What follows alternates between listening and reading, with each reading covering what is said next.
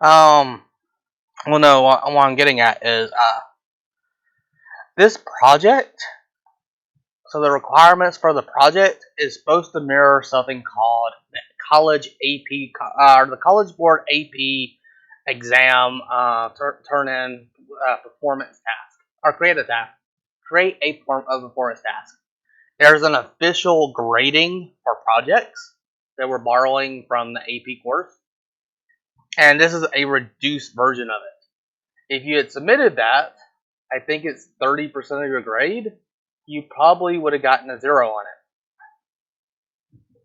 So yes, there is. If you go to the Google Classroom, which means you would have failed the AP class if that was your project turn in. So I had also in all of this attached the official student handout for it. Again, we're reduced down. You don't really need to know. We're supposed to submit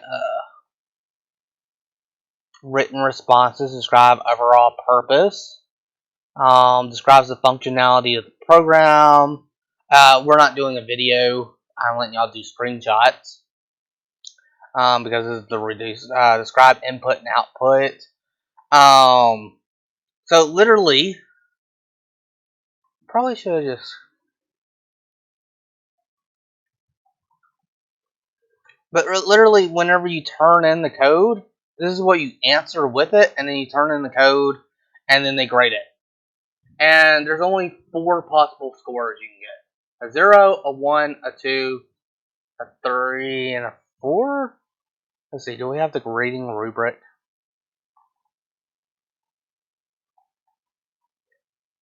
So I need to go back.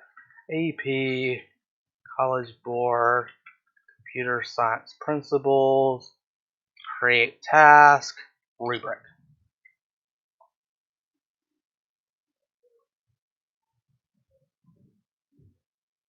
Here's the rubric. No, it is either pass or fail. You either do it or you don't do it, and that is your entire grade. So let's go over the create task scoring criteria. So the video demonstrates the running of the program. The written response describes the overall purpose, describes the functionality of the program, demonstrates input and output. Do not award this a point if the video does not demonstrate it running. Screenshots are not acceptable, and this is modified. So basically, if you fail one of these, one single thing wrong, you get 0. The written response include 2 program segments. One that shows how data has been stored in the list. One that shows the data in the same list being used as part of fulfilling the purpose. So yes, it's supposed to be the same list. So you're right, you didn't need 2 lists, you could just do 1. It has to identify the name of the variable. So if you didn't identify it, you get it all wrong. Describes the data contained in the list representing the program. The written response must include 2 clearly distinguishable, not together, has to be distinguishable, code segments.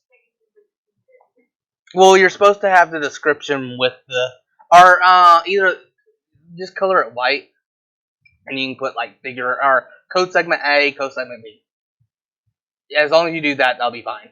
You don't have to put the description with each one, but make sure there's like a blank white line between them, and like that. Do not award the point if the list is trivial and does not assist in fulfilling the program's purpose.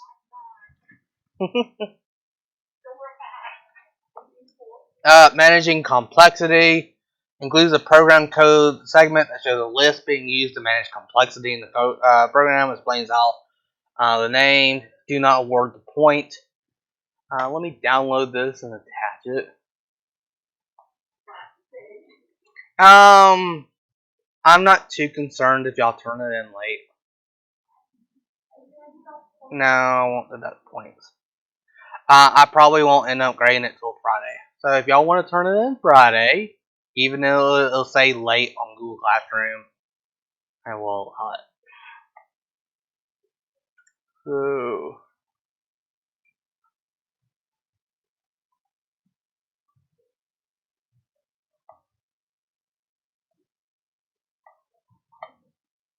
So I'm going to come over here and add. Hopefully this doesn't mess y'all up.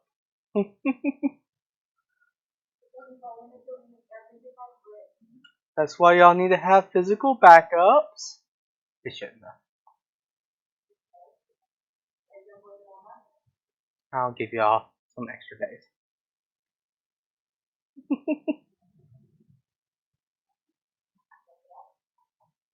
Alright. So here's the scoring guideline. Again, this first one is going to be reduced. But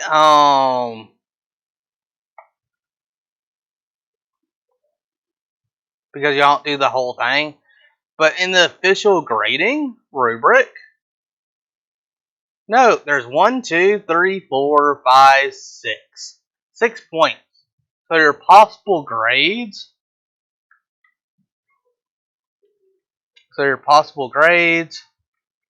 Is a 0, 17, a 33, a 50, 66, an 83, and 100. I'm not going to grade it like this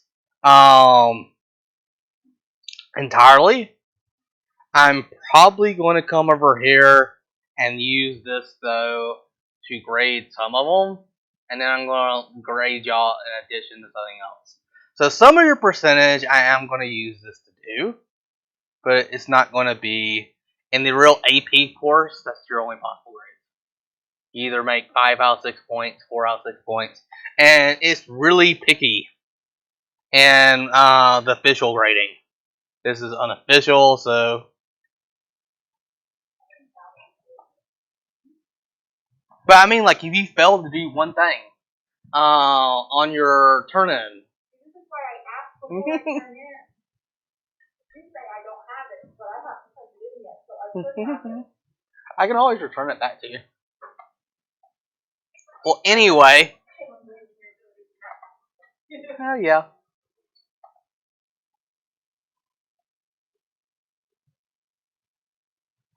Anyway.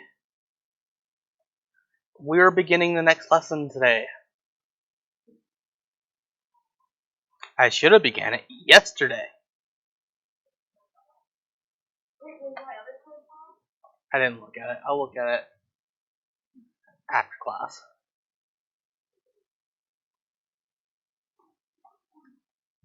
Because we are now actually beginning programming. Everything before this has been super easy, not particularly useful. So I am very, very, very object oriented when I program. Everything goes in a class. I am so C++ is a very high level language. It's one of the most efficient languages there is. It's really it's very powerful, and you can get very complex in C++, and I am very, very good at C++. I make everything an object. Like if I want to have a variable, I don't create just a variable. I create an object for that variable. I then define in the class all of the functions that will manipulate that object.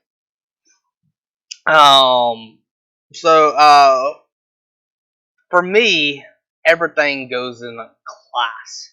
I do not recommend doing that. But you might find it useful. I don't know. It's up to you. It's personal preference. I do it for other reasons. I have basically programmed some advanced code that the compiler itself could not figure out.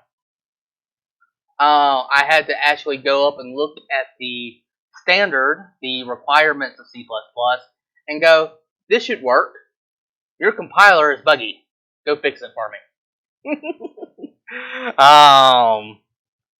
So I get really advanced. But anyway, let's begin. Abstracting with modules. I posted a video over the weekend showing modules in advance, but now we're actually going into modules.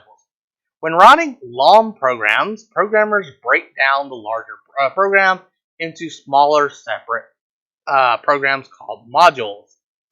Modular code, which modular code is a group of instructive code that exists as an independent unit, which is easy to use with other code as needed and is important when writing long programs. So it's a group of code that includes the necessary code to execute a specific desired functionality. So y'all been using, for example, the list already built in.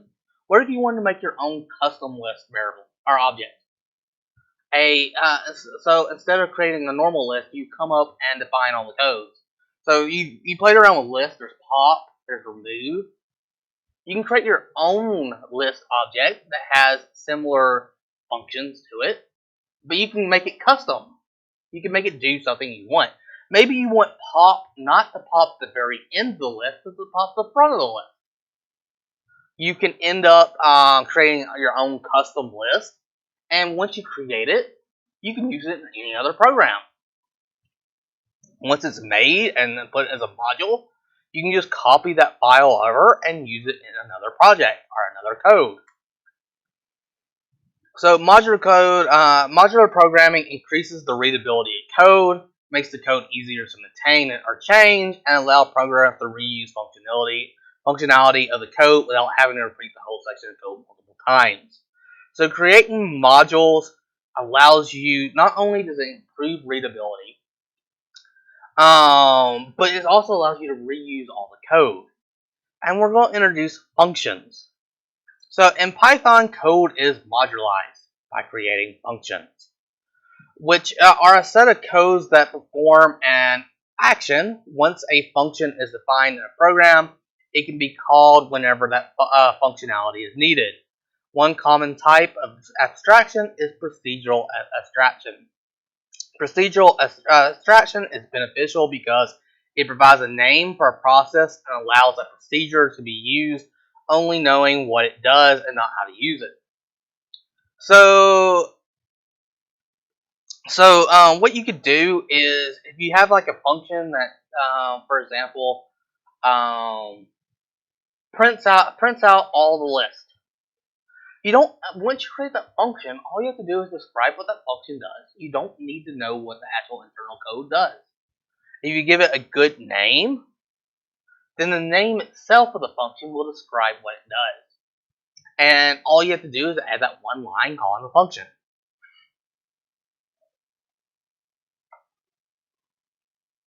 So, note, Buck actually has sent me an email because he is looking up online procedures. So, procedure in programming. This class is actually slightly wrong.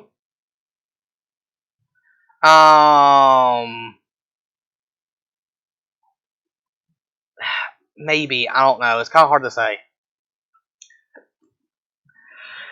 From what I remember, procedures and functions are different. From my experience learning computer science in college, a procedure is like a function, but it doesn't return anything. A function is a procedure, except for it returns a value. We'll get into that in a second. But note that in most cases, functions and procedures are the same thing. In this class, we will be treating them the exact same. So if I say procedure or I say function, they mean the same thing. So it can interrupt the SQL execution of statements, causing the program to execute statements within procedure before continuing.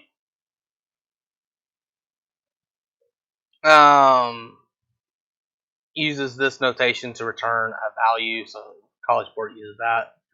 So again, in this class, we're going to be slightly wrong and to assume that procedures are the same thing as functions. So program decomposition is when a program breaks down parts of their code into smaller chunks. Functions are created in order to facilitate program decomposition. Decomposing is important because as you are organizing code into smaller parts, you are also making it easier to handle specific parts of the code, easier to read, easier to reuse, easier to maintain, and more importantly, easier to debug. One of the main issues in computer science is not actually figuring out how to do something. It's figuring how to get something to work, i.e. learning how to debug issues. It seems y'all are both struggling on how to actually solve something, and at the same time debug it too. Yeah, how to get something to do what you want. I don't think you actually had that, but Nicole, Buck, and everyone else.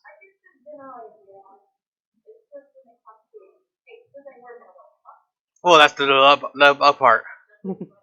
Yeah. So, for example, a simple game where you must catch as many falling fruits as possible before a timer runs out may have the following functions that represent the major actions throughout the game. A function that starts the game, a function that updates the score every time you collect the fruit, and a function that handles the timer. So here's the syntax of a function. We have this def keyword. It stands for definition. So in order to create a function, you must define it. We then provide it a name. And this whole top portion is known as the header of the function. And it must end in a colon. Everything in Python has to end in a colon, except for actual statements. You can add parameters. Yes. So note white space and the body of the function down below. So you can call this function by using its name and the parentheses. Here are, again, parameters or arguments. For example, here, you can use arguments to call functions with parameters. So when you define a function, you can pass in parameters, or you can give it parameters, and so that you can pass in variables from somewhere else. So here, somewhere way later, you can use the function and pass in values to it, and you have to define these parameter variables. So functions in Python are called procedures. In other languages and in standardized pseudocode.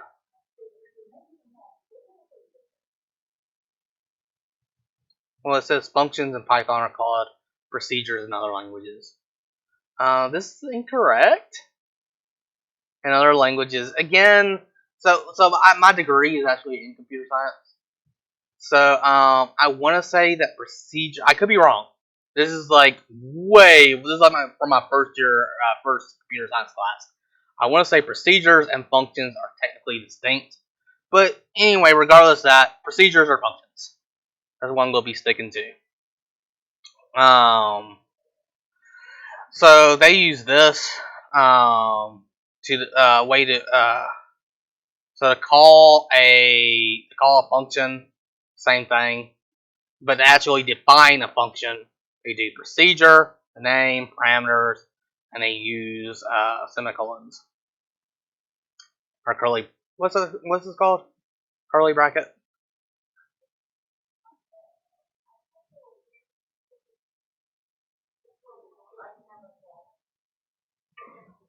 So let's examine this code. Here we have two functions. We can tell they're functions because of this diff statement. You're defining a function.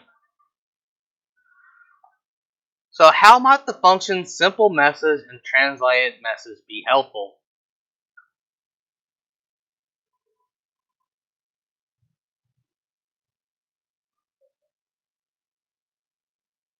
basically something. Yeah, um they have a dictionary of phrases, and based on if you select English, it'll come out and select English, or if they pass into this function Portuguese, and also they'll have like which phrase, like which quote to use. So they'll pass in two things. They'll pass in which language, and then something saying for here it's always have a good day. This is simple. So simple message is hi, have a good day. So anytime you want to print out this, instead of writing it, you could do this. You could also have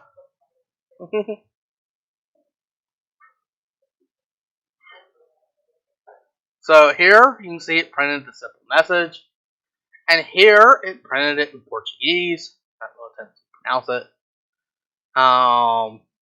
But we can come over here and let's say that we want to use Spanish instead. Now it did it in Spanish.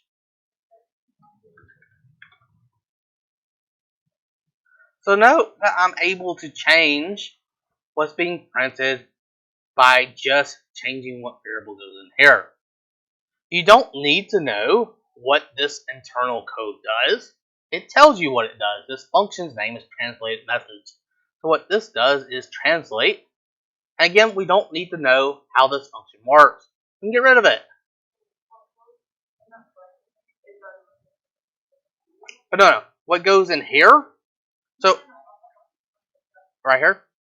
So what this does is it's just a variable name placeholder. So whenever I pass this in, what it does is it passes it in here. And anywhere there is a language, it replaces it with what you passed in. So now let's read this. So I'm passing in French. So it receives French here, and all the languages does. Does French equal English? No. Does French equal Spanish? No. Does French equal French? Yes. So then it prints this. So again, yeah. So whenever you write translated message, this immediately tells Python, you are going to go call this function up here. And you're going to pass it, you're going to give it this string named French.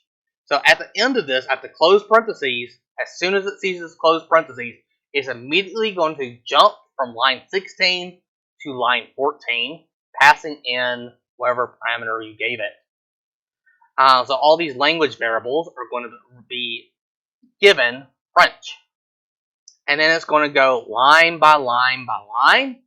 And once it gets to the end of the function, so once it gets here, so this is the end of the function. Once it gets to the end of the function, it's going to jump back to here, to the end of the parentheses. And then it'll continue running normally.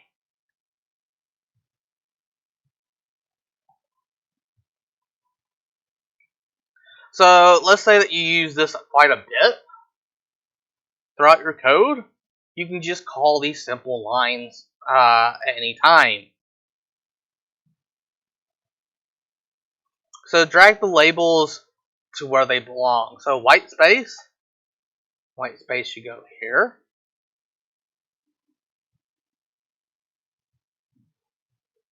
Name of function. Block of statements, the body of the function. End. So this is the end. This whole thing is the header. And then here's the def word. I have no clue how this is going to be done. Let's see. So A and B could have been on the same thing. Just counted it right. Okay, so A was anywhere on the top. I think A was here. I meant function header E was anywhere on the top.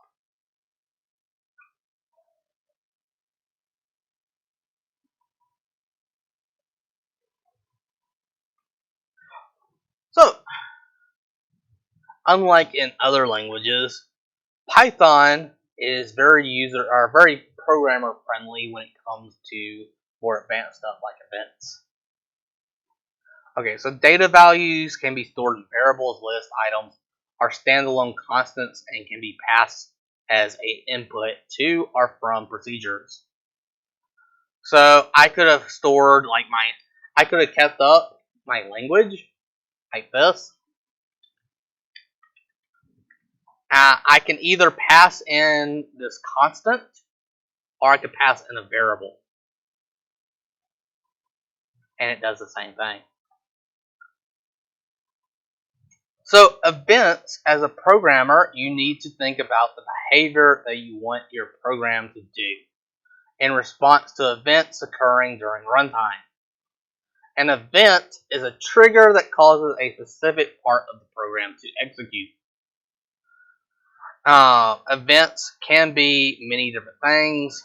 So, an event is a trigger from the user or from a program that causes a specific part of the program to execute that is associated with an action and supply input. So, let's say I want to scroll this website down. That causes it. To do that, I hit the wheel and move it. Whenever I move the wheel on my mouse, this browser is waiting for an input. And as soon as I move my mouse, the screen scrolls. So as I scroll the wheel, the program detects that the wheel has moved, and it's known as an event. It detects an event has happened, and it has code for handling when a mouse moves. It also has events for if I click. Currently, nothing's happening. If I hold down click and then move the mouse, it detected that the click button is being held down. Yes. So we're actually going to do this example over here with the fruit. Clicking on it. So events can be many things. They can be the user actions, such as pressing a key on your keyboard or clicking on an object. Or they can be actions specific to the functioning of a program, such as score reaching a certain level. In code, you connect an event to a function. This is called event handling. So the event is me clicking, and the function that handles what to do when you click is known as event handling. So click is the event, the code is the event handling portion. Because the function will include code to respond to or handle to the event that occurred. So in the fruit game example, when you press left or right arrows, the event handler moves the basket back and forth from the screen. So in event-driven program statements are executed when triggered, rather through sequential flow of control. So currently, all we've been learning is what happens one line at a time, sequential programming. So sequential programming is executes one line, then moves to the next line, then moves to the next line. Event-driven does not execute any code until an event occurs. So what are some common events that can happen in a program, and what do those events usually trigger?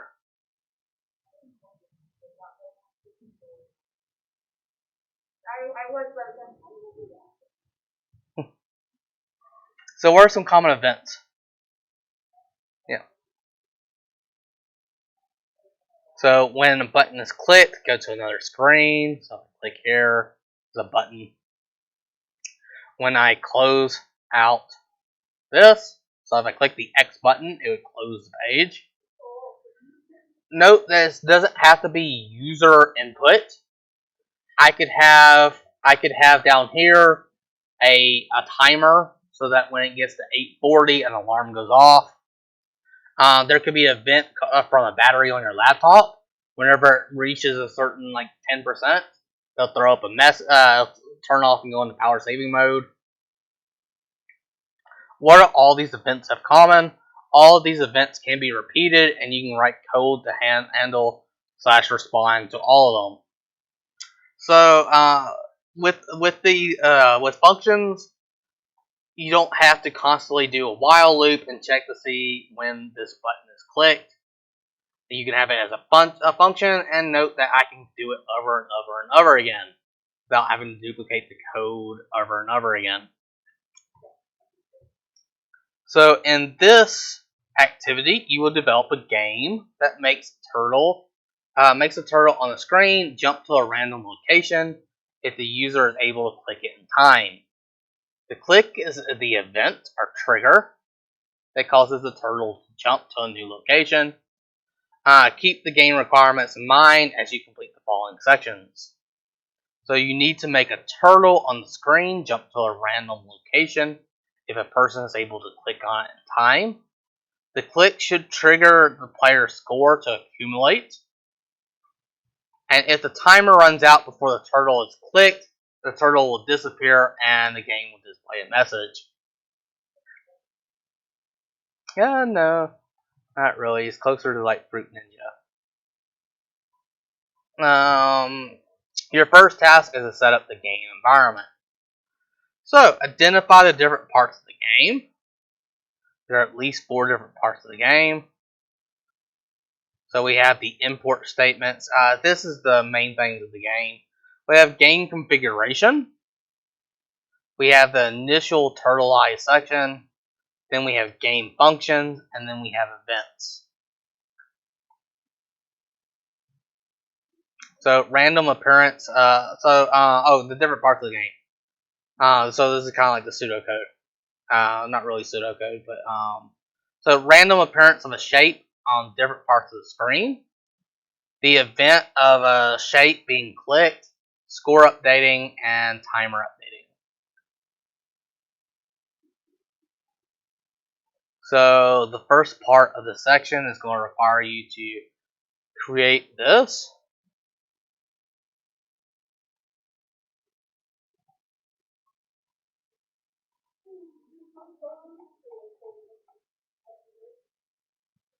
Ooh, it doesn't even give y'all anything. Familiar yourself with the different sections of the template. So basically, it does. As like I said, lesson 1.1.1, lesson 1.1 algorithms. It helps you a lot. We're now into the more advanced stuff. It's not going. This is probably how you're going to see most of your code being given.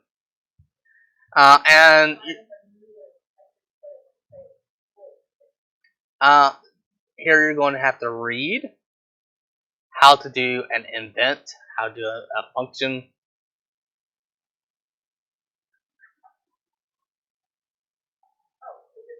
Yeah, no, it's on.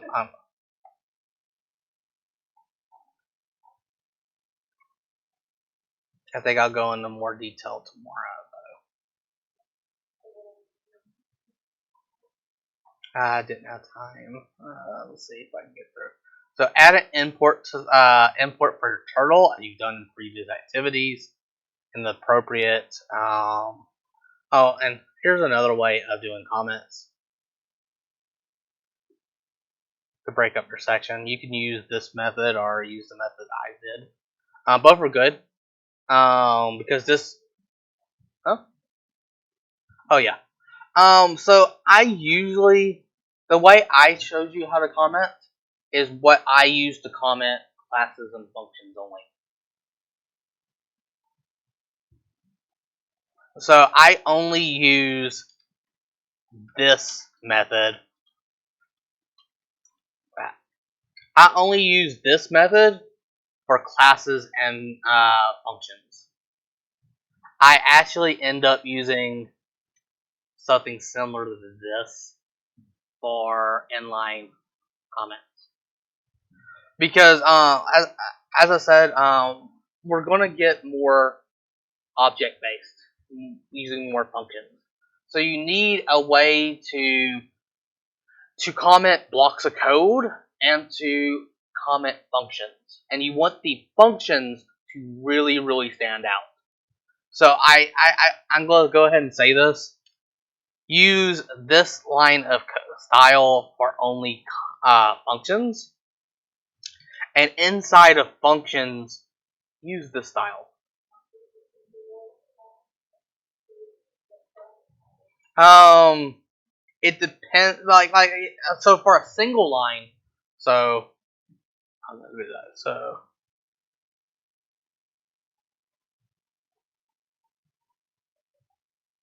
okay, so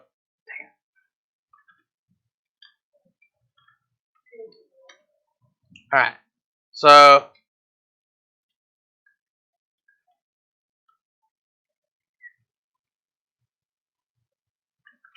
file, your name, description at the top. Use this style.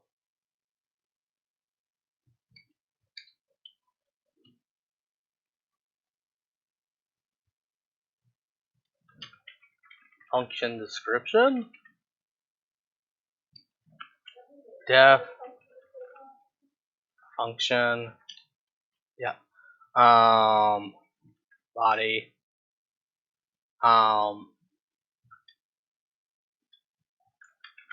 Variable equals 1.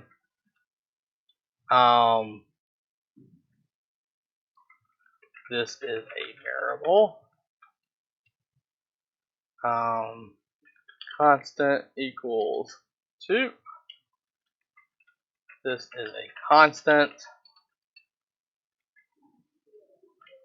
While n equals, or let's do, this is a loop variable.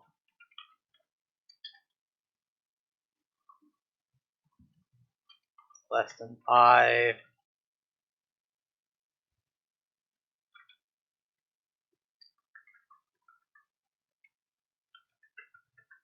This is for the entire loop logic.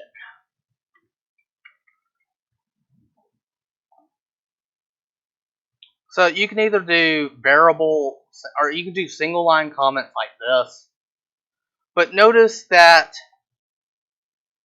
the point of this is, so this clearly shows this is for the entire function. These single line of codes, you can kind of skip over them. You can either do it on the line before, the line at it, but this is a single line comment.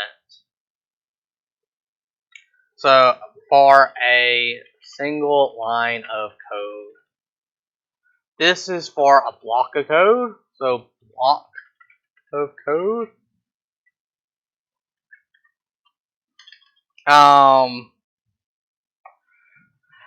But here you can see how much this improves readability, because here you can block out this is only meant for this one line of code. This is meant for only this one line of code. But this draws your eye to the fact that this is a description of a very large section of code. And you really, because like I said, the purpose of a function is to generalize its logic. Usually what happens is, I do this whenever I'm programming. I hide the function code. I do not care what the function actually does, because that's the purpose of a function. A function does something, takes parameters, or let me do that. So it takes parameters, so I'd add a comment what the parameters are, does something, so I give it a description of what it does, and then I say it returns a value. So here, I don't care what this function does, I just need to know these things about it. What the parameters are, what the function is supposed to do, and what the value is returning is. Here, I don't care about what the code is. Now, if you have it write a very large function, yes, you're going to need to come in here and add some comments describing what it is, but for the most part, you can hide it. So I'll continue this tomorrow, and we'll do homework on it. Yeah. So finish y'all's project. Oh yeah, good thing. What letter comes after S? RST.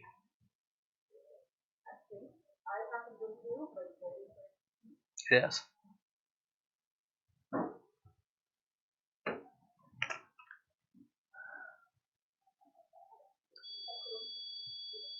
Here's the code word.